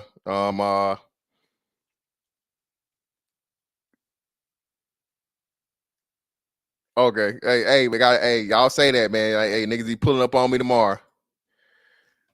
But hey, man, we gotta do better. Black people gotta do better. If we want HBCUs to work, okay, we have to work within these HBCUs, man, the right way. Set up some structure, some order, some discipline, and just being morally, being morally financial and responsible. Right? We got to do that, man, because a lot of these things, bro, these people coming on the outside looking in are starting to come into here. And if you guys are just gonna fire them or try to get them out of the way as soon as they start exposing the bullshit, well, things are never gonna get fixed. And what you're gonna do now is you're gonna stunt and stop your growth, because those big names are no longer gonna come here. This is gonna jump over you like they have. If you complain about them doing the whole time and just go to these PWI schools, and then you're gonna fall back into obscurity. Okay. For you to have Ed Reed to come in right behind Deion Sanders and try to attempt to do the same thing he did is tremendous. Okay, because I promise you, bro. Listen, any of these dudes that say they want to go be a defense, not only defensive coordinator, or start out take the defensive coordinator route and then work them ways up to being a head coach, or even just trying to be a head coach, bro. I promise you, dog. Somebody's gonna take a chance. Okay, so stop making it seem like these men aren't making sacrifices they don't have to make in order to, try and give back to young black boys, and again, as a man, bro, I can hear the passion. That's not fake. You know what I'm saying? Seeing Deion Sanders cry tears and stuff, bro, that's not fake. That's not acting. Especially with people, black men that have young black male children themselves, that are raising future black men for themselves. Okay. So again, man, we can't take those things for granted, and we got to fix this stuff, bro. So ultimately it can get the way people claim they want it to be. Y'all want it to be where these top recruits are skipping these PWIs or whatever and stopping the HBCUs, even if it's only for a year, even if it's only for 1 year, man. You know what I'm saying? Do a year at the HBCU and then transfer. You know how huge that would be? You know how huge that would be in a just in a swing for HBCUs and college football, if you had, you know what I'm saying, a number of the top 25 or the top 100 black recruits that say, hey man, look, I'm going to come here and do my freshman year as whatever position I am at a HBCU, and then I'll transfer out the next year. You know what I'm saying? Going to the transfer pool or whatever, you already know, but you're going to get 1 year out of me. Okay. Do you know not only the effects it will have on the HBCU, but it will have in the power and the leverage it will have against the whole NCAA, right?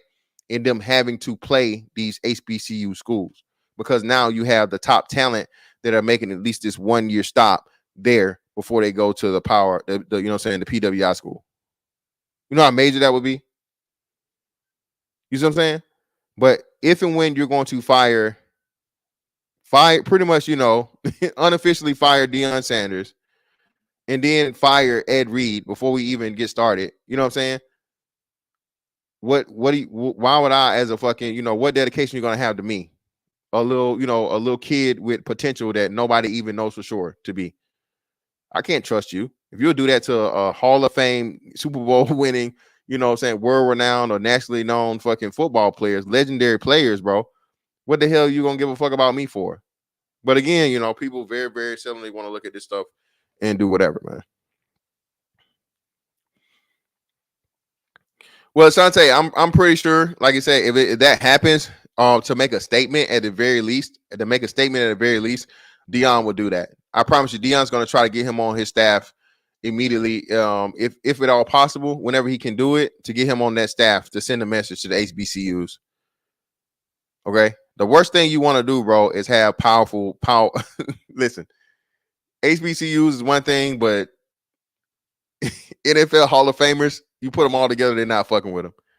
You get Deion Sanders for what he did, bro, and how you can literally see night and day turn that program around, and the influx of money he put into a whole entire network of schools, bro. If he says fuck that shit, we're not doing it no more, that would be a death knell for a substantial amount of time. Not only for them getting staffing and hiring people of note, but any type of recruits of note, they'll never even look their way. Not even going to think about it twice.